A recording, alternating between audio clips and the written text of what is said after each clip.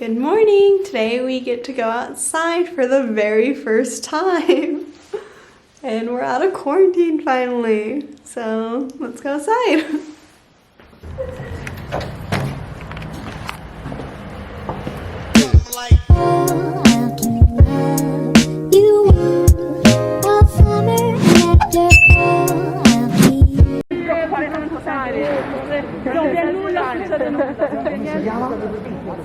No. Kendall. No. Aspetta. Ciao Kendall, that's for you. Ok, non sai qui? No, ci sta, Sì, no, sta così. Però guardo loro. Certo, se ci pensi te, peccato io come se non ci fosse. Allora, this is the door, which is the last thing done at the end of the 138 years you remember for the church. The story is somehow similar, because when the church was done, this was the last problem left. And what happened? Do you remember that the story we enlarged. So at the beginning, this is the dome. But enlargement after enlargement, the dome became bigger than planned. And so the architect who is in charge to do the dome, so the architect, the sixth architect of the church, because I didn't emphasize this thing before, 138 years means that the man who designed the project died in the meanwhile, of course. And then 4 other architects die, so the sixth one who finished the church, Filippo Brunelleschi, is also the one in charge of doing that one. It will help. I don't give a damn. Yeah. That is, acceptable. It's not that rude. No, it's not that. No. It's rude if I say don't give a fuck. Right? Yeah. If I give a damn, it's acceptable. I can say. Yeah. A little more. Yeah. Maybe it's not a nice thing to say, but it's acceptable. If I really don't care of something, I don't give a damn. Yeah. Always to handle with care the rude words. Okay, little stop here. Oh God. You read the name of this road? Via Roma. Okay. Literally the road to Rome. In 1590, now started the story, remember 1290, 1590. Now let's jump back. 59 before Christ. The Roman soldiers of Julius Caesar, the legionaries, were coming back home from France to Rome because they defeated the French. And walking on this road, going to Rome, and we are stopping in the next square. Vai? Anche più lontano, guarda. Sì, vicino qua. Ho paura di non sapere.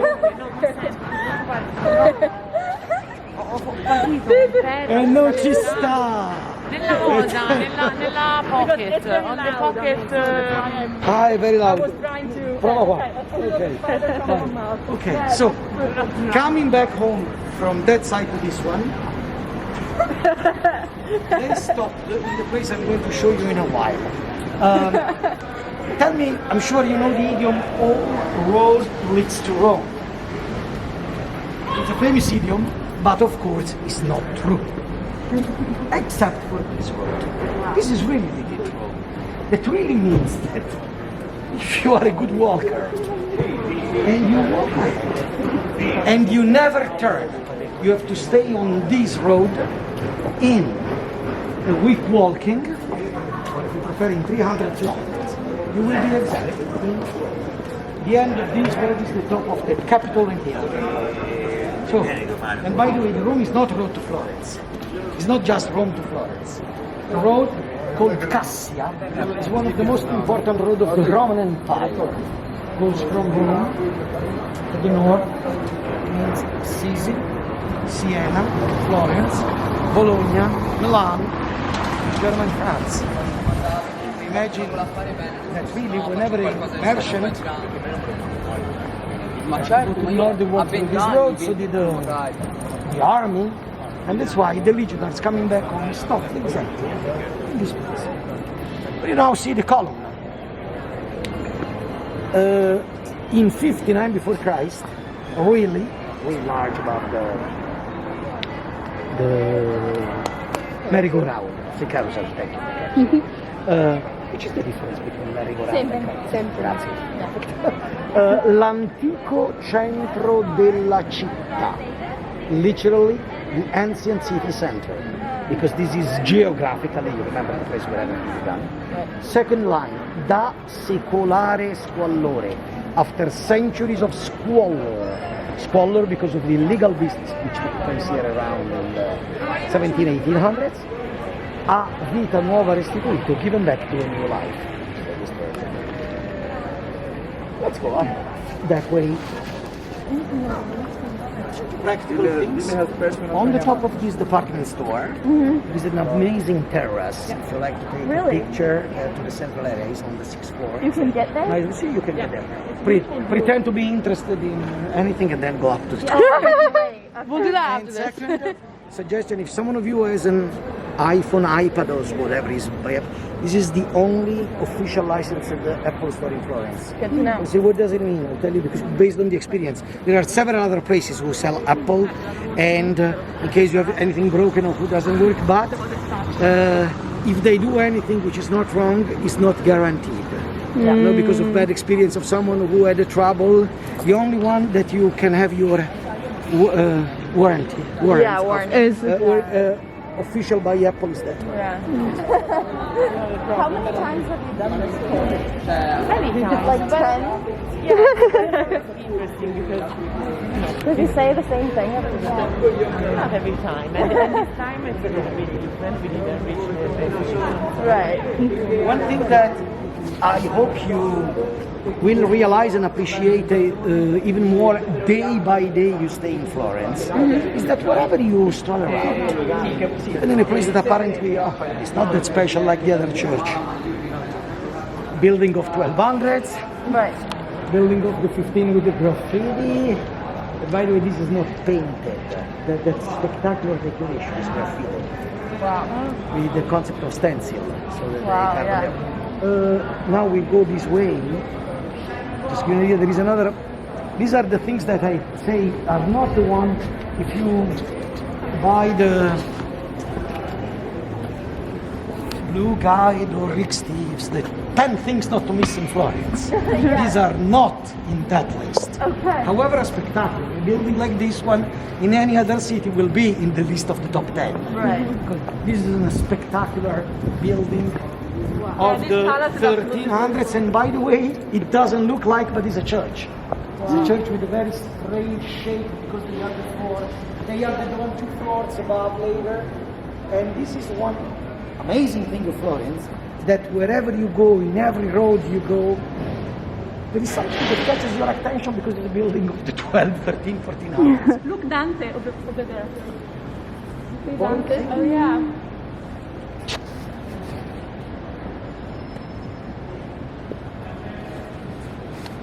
Really, if you have a little bit of, just a little bit of passion for art, architecture, this is the place where you stroll around and every day you find the detail that you haven't seen the day before of those spectacular buildings.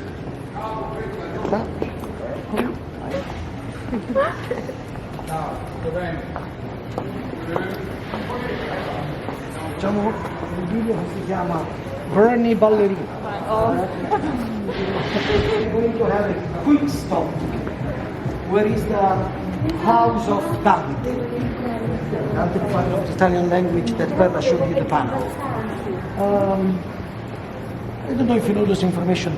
Yes, it's just to refresh. Dante is considered the father of the language because he wrote the first book ever written not using Latin.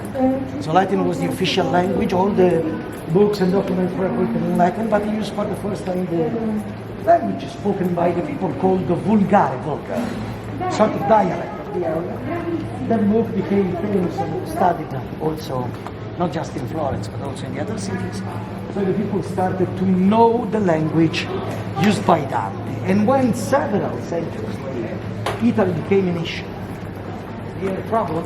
They have to decide which is the language of the nation, choosing between the languages of the independent city-states, because each one had its own one. So the language spoken in Venice, now we call it dialect, was not the same spoken in Florence and not the same spoken in Naples. So in between the different dialects, only one of Florence was chosen, or if you prefer stolen, if you prefer promoted, because of Dante's Divina Commedia and Inferno. That's why the father of this language. The meeting is that we are going to see around the corner. Honestly, the tower that I'm going to show you is original. The rest of the house was rebuilt, but we assume that really it looks like the real one of that because it's based on the documents that we had in the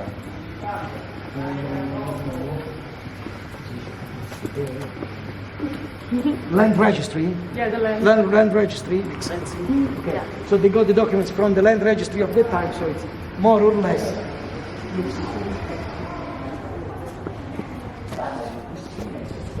So old. There are a couple of curiosity to show you. You see those things on the walls?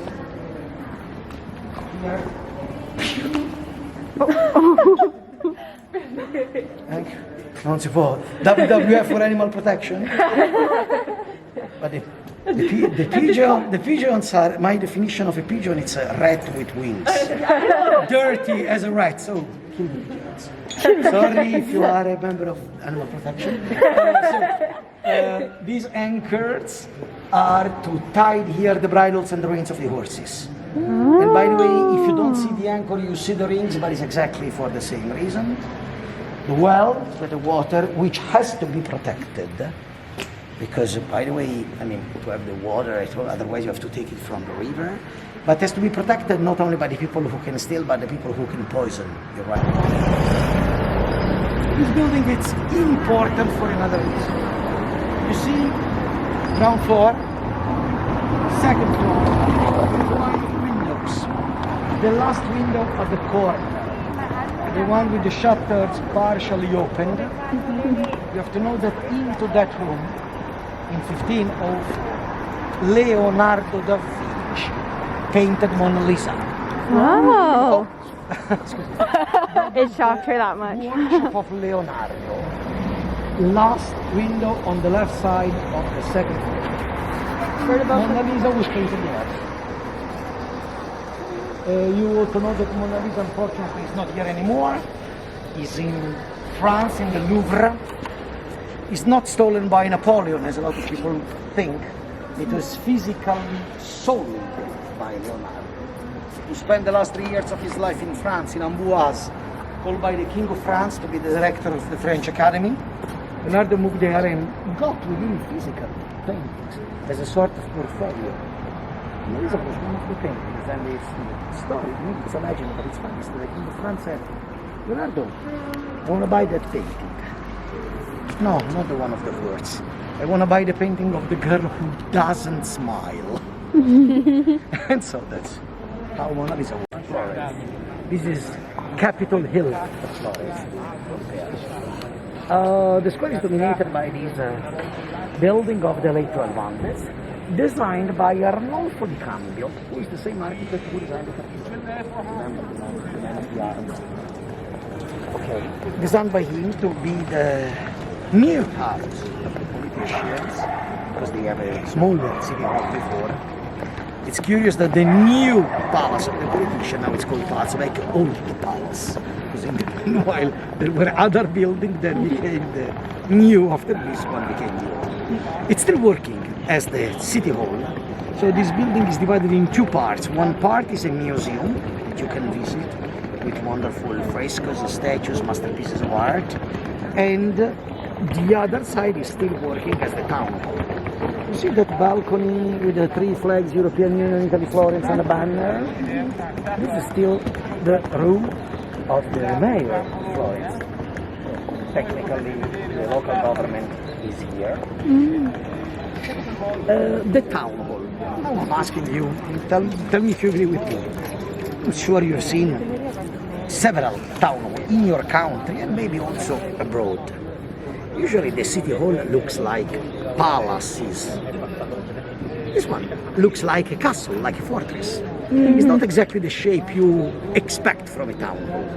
And the shape of a fortress clearly means that this building has to be defended. There were not quiet times of democracy. Imagine in the 1300s, riots, fights, swords. Here, more than once, people, in sort of revolts and riots, climb up the walls to get in. The one inside tried to avoid. How? They threw down lances, arrows, hot oil, pieces of furniture. The people who threw the things down were not exactly precise like LeBron James. They did long or short thrown, and by mistake they hit the statues. That explains why what you see there is a replica of David and is not the original. But you have to imagine that the original David by Michelangelo was exactly there from 1504 to 1873, when at last they realized that this is not a safe place, and they moved David into a museum, and they put here a replica. And then you've seen the other replica on the Piazzale Michelangelo, but that is made of bronze. This is exactly matching the original in terms of size, weight, and material. It's white color marble. The curiosity for you is that David is a copy, but not the other statues. All around you in the square, there is a total of 21 statues. 17 are originals. So in the square there are only 4 replicas, only 4. David, of course. The two very small in front of your eyes. Judith is laying on a furnace, bronze by Donatello, and the lion, limestone by Donatello. This one, the original, is in the building, and the lion is in the building you have seen before. And then you see 2 lions there. The lions that survived the World War II. During the Second World War, all the other bridges were destroyed by the Germans who tried to delay the advance of the American army. So they were not bombed, they were mined by the Germans. Not that one. Imagine that the American army is coming from the south, and the Germans held the north part of the city. We are extremely grateful to the American general, his name is Mark Clark from South Carolina, from Charleston to be precise, who is the man who saved Florence, and he decided not to bomb. We are extremely grateful because he said, I want to be famous in the books of history as the man who freed Florence, as not as the killer of David.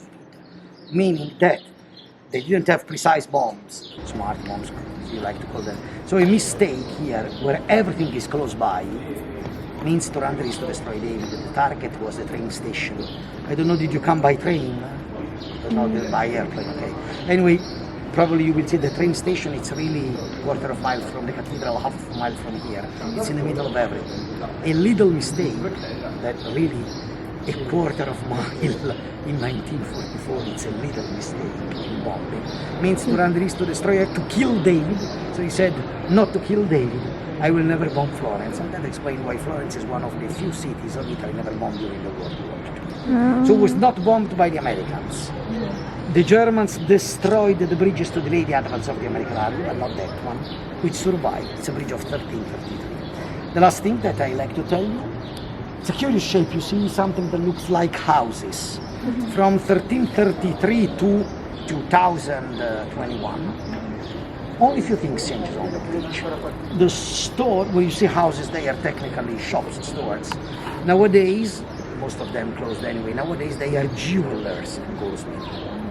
But at the time there were only butchers, fishermen and vegetable stores. Why on the bridge? Because they physically throw into the water everything they need and sell within a couple of days. And when the people of Florence, even at the time, complained because of the environment, because they say that is not good, you know what they answered? Don't worry, our rubbish and garbage goes to Pisa. Whatever you throw in the water today, tomorrow is in Pisa. That's why the evil Florentine people of the 1300s threw into the river not just garbage, they threw the cadavers of the soldiers of Pisa, beheaded. At the time when they got prisoners, I mean, not that mercy, they were beheaded, and they threw the cadavers in the water so that Pisa get them the the day after, like a terrible warning. This is what happened if you fight versus Florence. The second thing that changed is that passage.